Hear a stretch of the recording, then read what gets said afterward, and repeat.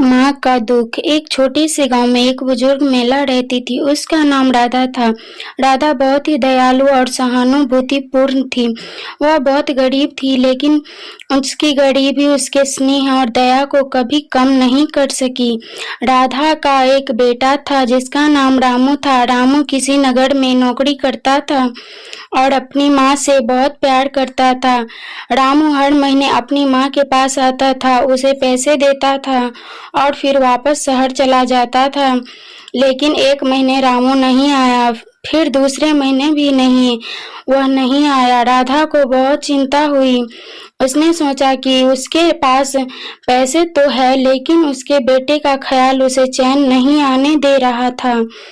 वह रोज बेटे का इंतजार करती, लेकिन रामू नहीं आया। अंततः राधा ने फैसला किया कि वह शहर जाएगी और अपने बेटे का पता लगाएगी। राधा ने अपने सारे पैसे जमा किए और शहर के लिए निकल पड़ी।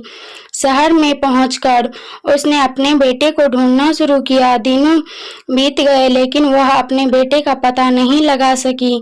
उसके पास पैसे भी खत्म हो गए थे। राधा की चिंता बढ़ गई, लेकिन उसने हार नहीं मानी। एक दिन वह एक दुकान के सामने बैठी थी और रो रही थी। दुकानदार ने उसे देखा और उसके दुख का कारण पूछा। राधा ने अपनी कहानी सुनाई। दुकानदार ने उसे अपने बेटे के बारे में बताया। रामू ने एक हादसे में अपनी जान गंवाई थी। राधा यह सुनकर तोड़ गई। उसने अपने बेटे के नाम की मिट्टी अपने हाथों से चूमी। उसकी आंखों में आंसू थे, लेकिन उसके मन में एक आशा थी। उसने अपने बेटे को खोने के दुख को स्वीकार किया और अपने गांव लौटने का फैसला किया।